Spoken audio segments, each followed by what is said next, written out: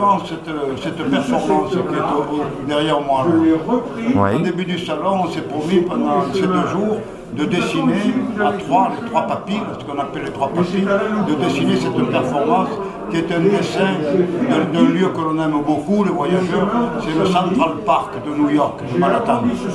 Le grand Central Park, tu sais, qui fait 4 km de long, une véritable forêt, et qui est un cœur vert au milieu des gratte-ciels new-yorkais.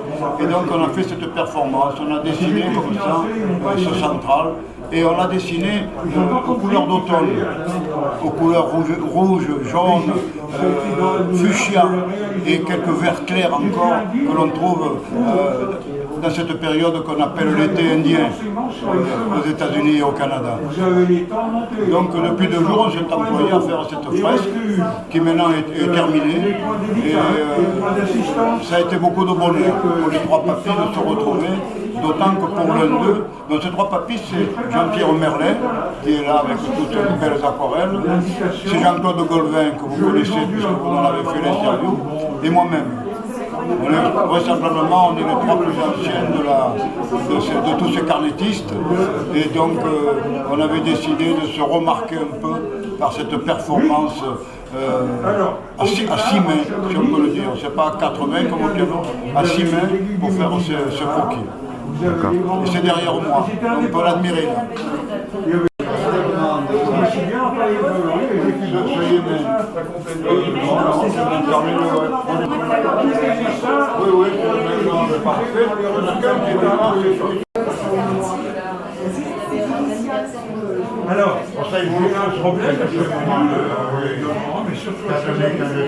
Alors merci à Pierre, à toute son équipe, merci au Rotary, à toutes les petites mains qui ont fait que ce festival a eu lieu aujourd'hui, enfin ce week-end, et surtout dans les conditions qui n'étaient pas évidentes au départ.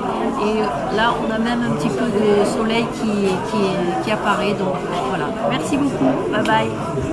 À la fin du cadre, mais pas la deuxième roue parce que ça m'intéressait pas. Donc faire des morceaux d'éléments, ça me plaît bien, comme un petit chemin. Et ensuite, tout simplement mettre en volume avec quelques ombres. Voilà. Et puis bon, il n'y a pas besoin de plus. Donc là, par exemple, c'est une planche qui est assez simple, à contrario de d'autres où il peut y avoir plus de montage, de mise en page, d'imbrication, jouer plus avec les couleurs. Donc c'est un petit peu en fonction de ce que je ressens sur le lieu où je me retrouve, et de ma forme ou de ma méforme, de mon envie ou moins, ou de mon inspiration. Et donc à partir de là, je module et j'essaye, dans un premier lieu surtout, de m'amuser. Ma ligne, c'est de prendre du plaisir, de rester sur le motif et de m'imprégner du lieu et d'en profiter, voilà, pendant le temps. Bonjour, ça c'est carnet un voyage au Tchad. Enfin, ça commence comme plusieurs fois ça arrive dans les carnets avec l'aéroport. À l'aéroport, on a toujours du temps, donc on fait le dessin des avions qu'on attend. Et voilà, ça. Je voyageais en 4x4. Et le Tchad, c'est surtout un voyage du désert. Voilà. On rencontre des nomades. Ça, c'est les nomades qui donnaient à boire aux chameaux en forage. Les sacs, c'était du sel pour donner du sel aux animaux. Ça, c'est les peintures rupestres qu'on rencontre dans les rochers de l'Enedi. Tout le monde dit que c'est difficile de voyager dans le désert, mais bon, il y a quand même des choses reconnaissables pour prendre la route. Voilà. Ils sont tous des grès.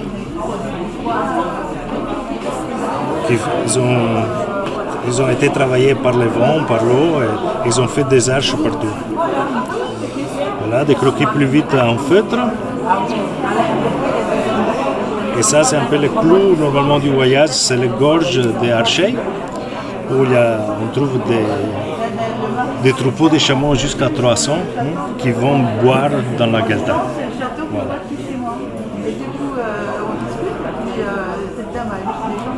Et chose bizarre qu'on trouve dans le Sahara tchadien, c'est beaucoup de choses, des repères de la guerre libyenne tchadienne, qui a duré presque 30 ans. Et le reste, c'est bon. Paysage magnifique avec des rochers, avec des formes fabuleuses. Et ce que c'est impressionnant, c'est qu'après des jours et des jours du sable et rochers seulement, on ne trouve pas d'eau, on arrive et il y a des lacs incroyables. Des grands lacs, mais c'est bizarre, l'eau est salée. On ne peut rien faire avec. Voilà, je m'excuse pour mon français. Non, mais c'est très bien. Hein. Ça, c'est ce que j'arrive à expliquer. De mon voyage au Tchad, dans le Mali. Je suis encore guide touristique en Afrique, donc Algérie, Libye, Tchad, Mali, Cameroun, Ghana, Togo, Bénin, Madagascar, toute la partie francophone. Et inévitablement les catamarans, les espèces de catamarans avec un peu leurs pointes, leurs proues de haute mer, là, Sri Lanka, c'est bon, être petits bateaux comme ça, c'est super bon. Mais ce dessin-là, je l'ai fait en 2 lieux.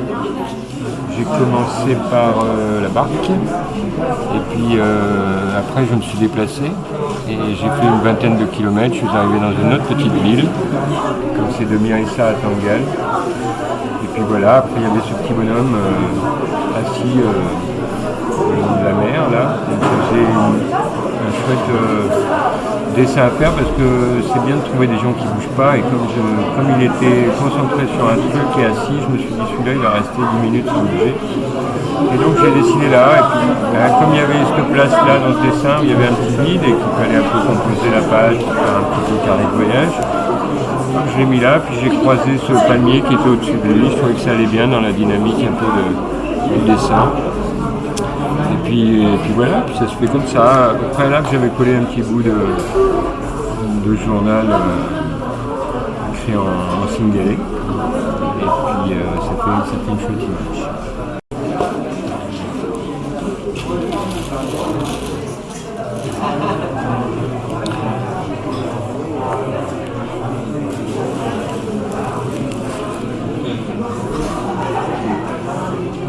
L'homme s'appelle Adonis, c'est pas vraiment panaméen comme nom, mais je l'ai rencontré en allant à Panama chez des amis.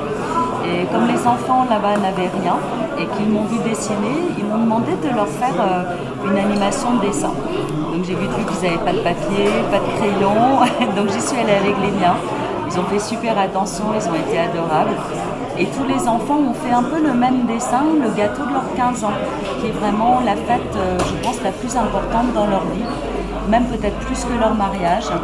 Et ce petit garçon, donc les enfants m'ont offert leur dessin, mais quand même, ce petit garçon, il m'a fait beaucoup plaisir parce qu'il a fait un autre dessin beaucoup plus personnel, où là, il a dessiné les lanchas, les cayucos, les palmiers, et il a gardé son dessin, et il était fier, et il était heureux.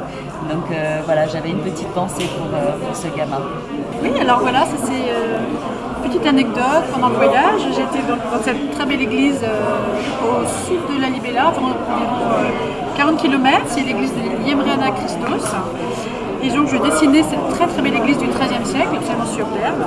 Est arrivé le prêtre, tranquillement, mais il s'est posé devant moi, et il faisait plein de signes en me montrant le dessin, et il avait l'air vraiment d'insister. En voyant son église, il était très fier de son église.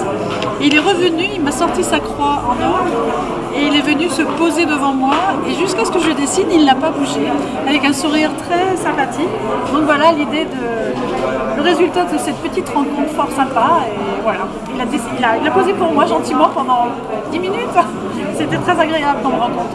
Voilà.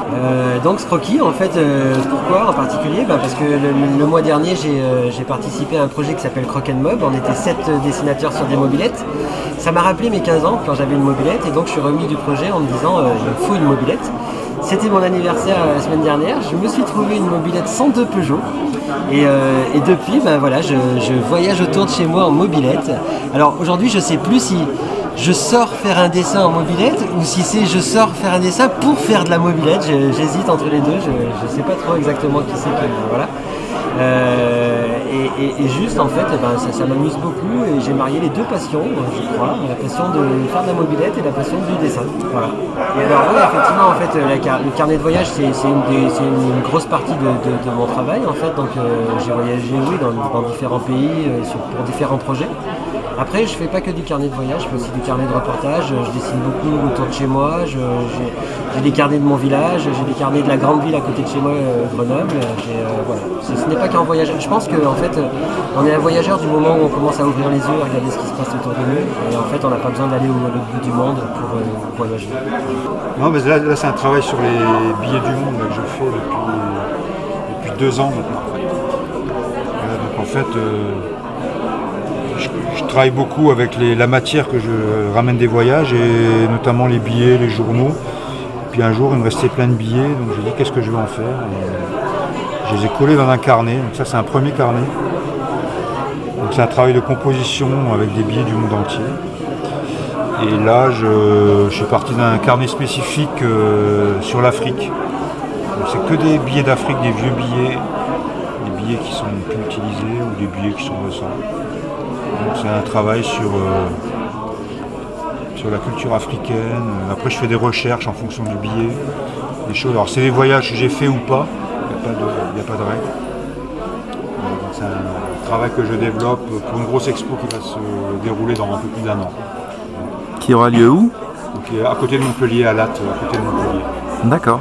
Donc là, je vais présenter, ce sera Billets du monde, donc une approche des pays du monde entier, mais vu à travers les billets en fait. Tout ce qu'il y a dans les billets, l'effigie des personnages, l'architecture, les animaux.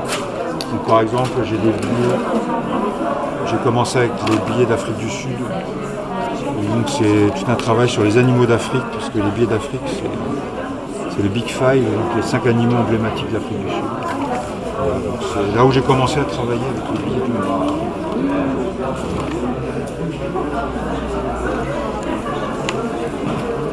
Ça sera une exposition des pays du monde vus à travers les pays. En 2015, je suis partie en Ouzbékistan. Oui. J'ai beaucoup aimé ce pays et j'ai apprécié aussi la guide. J'ai gardé le contact avec elle et à partir de 2017, j'ai organisé des stages de carnet de voyage avec cette guide. Voilà, donc depuis 3 ans, on fait des stages en Ouzbékistan et dernièrement au Kyrgyzstan également. D'accord. J'ai aussi un guide au Kyrgyzstan qui s'appelle Alexandre, qui parle un français impeccable. Donc voilà, on part avec lui sans problème. Tout est organisé. Et sauf cette année, puisque le Covid a sévi, on n'a pas pu partir. Là, j'espère bien que l'année prochaine. C'est au Kyrgyzstan. C'est le lac Issyk-Kul, c'est un très grand lac du pays. Je vais mettre si j'ai une carte au départ. Voilà le pays, voilà le lac qui est une véritable mer intérieure. Ah oui, c'est énorme. Donc là, on est sur la rive sud qui est beaucoup plus authentique que la rive nord. Donc là, il y a des camps de yourtes, on dort au bord du lac. Alors que sur la rive nord, c'est l'endroit où vous avez toutes les installations balnéaires utilisées auparavant par les apparatchiks du parti. Voilà. D'accord. Alors le Kyrgyzstan, c'est vraiment un pays de nature. C'est la nature et les gens en fait. J'aime bien faire des portraits, donc on fait des belles rencontres avec les gens chez qui on dort ou chez qui on mange. Les aiguillés par exemple aussi. La tradition, la fabrication du feutre sur place. Les nuits sous la yourte, un camp de yourte. Voilà, le Tashrabat, le caravansérail de Tashrabat.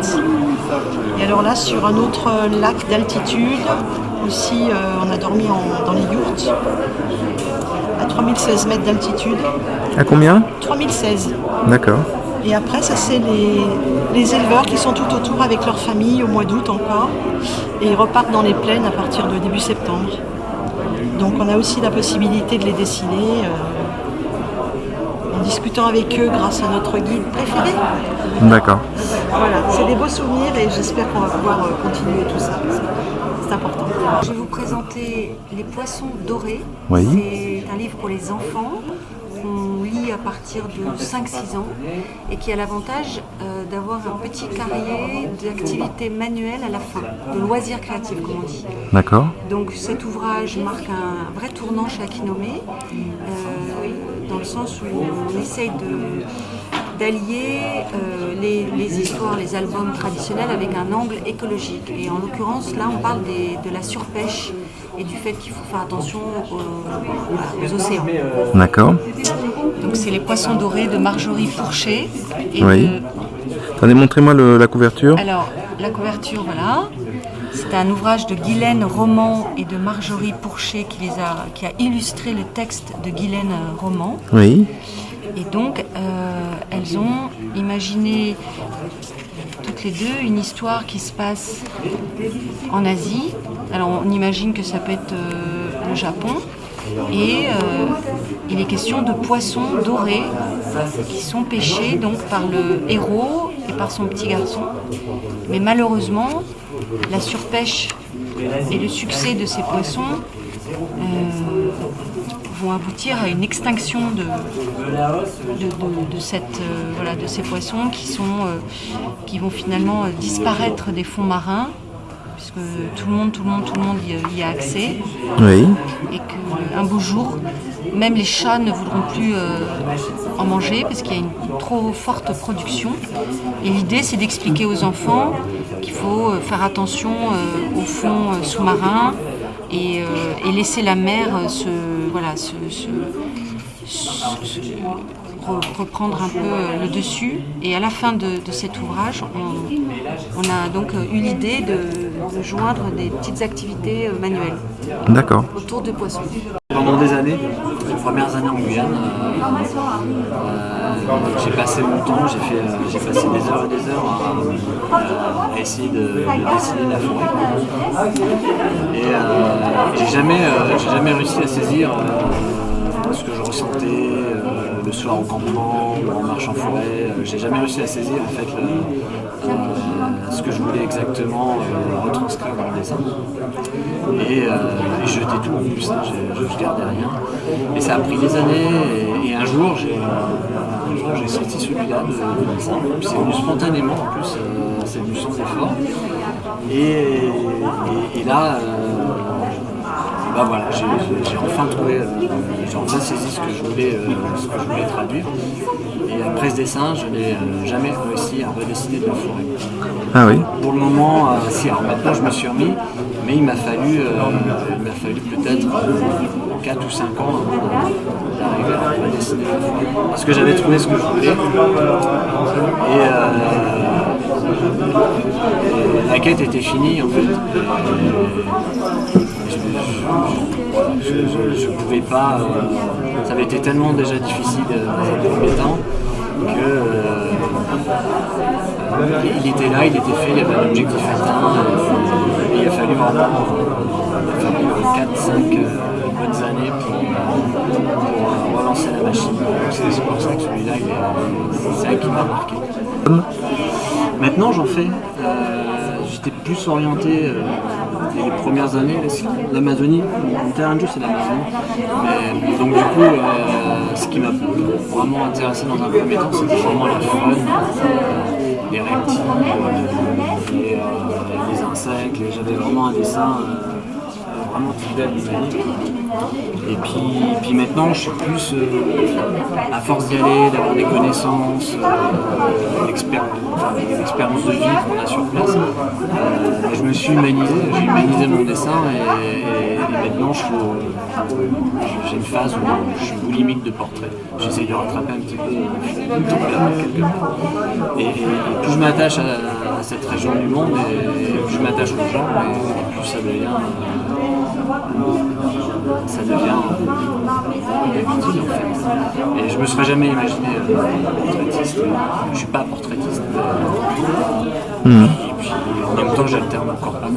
Mais c'est vrai que le portrait il est rentré assez récemment dans mon travail.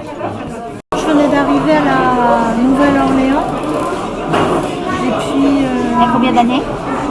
Mais il y a 2 ans. Il y a 2 ans. Et Je pense que c'était le premier jour.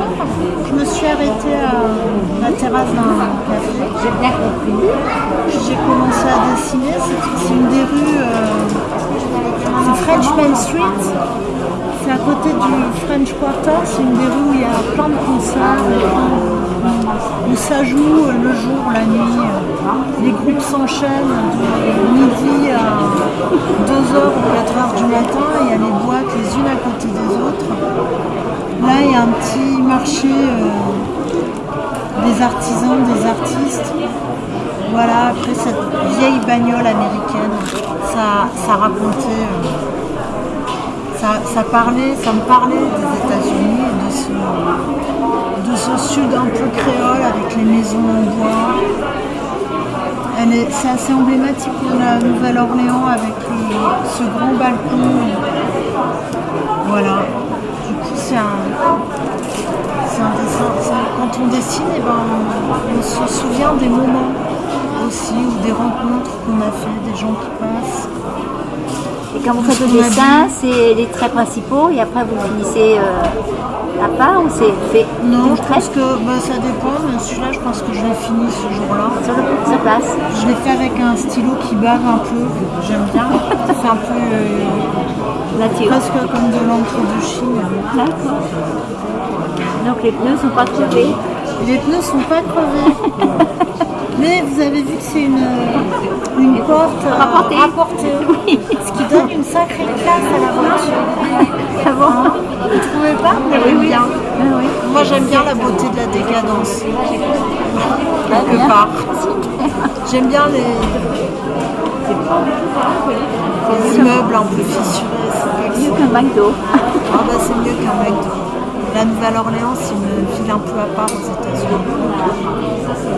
Je crois que j'ai même pas vu un McDo là-bas. Ah c'est mieux. C'est la cuisine cajun. Dans ce livre, il y a aussi des recettes, parce que moi je suis une vraie gourmande, je cuisine. Il y a aussi des recettes, et par exemple, il y a je vous montre un autre dessin là. Une femme qui avait 96 ans et qui était c'est un endroit où, à la Nouvelle-Orléans, pendant la lutte pour les droits civiques, les gens se réunissaient dans ce restaurant-bar à Trémé. Une blanche? C'était une blanche? Non, une noire. Et je suis allée manger là-bas et cette femme, elle m'a vachement bien accueillie. Elle m'a donné une recette. Après, il y a sa petite fille qui est arrivée, qui était vraiment pas contente qu'elle me donne une recette. Et moi, j'étais hyper émue parce que c'est une grande dame. Quand Obama a été élu, il est allé manger là-bas. C'est dans un quartier un peu d'Estreuil, à Trémé, et c'est un resto hyper classe, pas cher. Et cette femme qui est morte il y a quelques mois, ma fille s'appelle Lee Chase.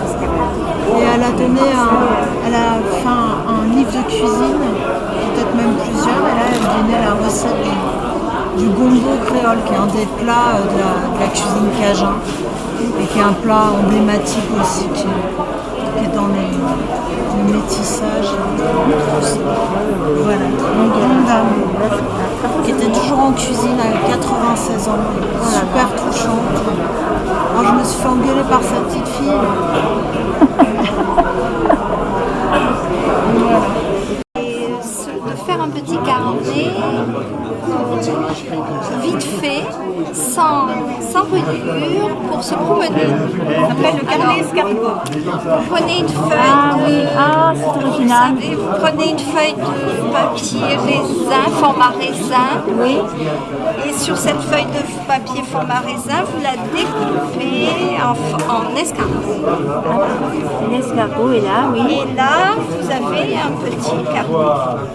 Alors l'intérêt, c'est que vous avez des possibilités de dessin, voyez, dans ce sens, mais également des dessins qui sont faits dans ce sens. Tout est occupé, recto verso. Et tout est occupé recto verso. Et à la fin, ça fait un petit carnet. Et à la fin, vous avez un petit carnet. Voilà. Ça, c'est- Et comme il y a qu'elle qui fait ça sur le salon, j'ai dit, je suis Oui. donc elle va peut-être faire après des... Il y en a qui ont montré des accordéons, mais le vôtre est beaucoup plus astucieux. Hein. Voilà, ça ouvre plus de possibilités. Enfin, quand on sait le remettre. Parce qu'apparemment, je me mélange les Donc c'est votre écriture et chaque dessin est commenté? Chaque dessin est commenté, voilà. Alors par exemple, Là, vous voyez, là j'étais à Haut-Villars, qui est dans le Tarn-et-Garonne. Oui. Voilà, une petite maison dont j'ai fait un collage. Vous voyez, j'ai fait un collage et que j'ai essayé d'intégrer dans mon dessin de maison. Il y avait du joli rose. Ça, c'était le premier. Et voici, alors le deuxième dessin, c'est une petite marche. Voilà, le troisième.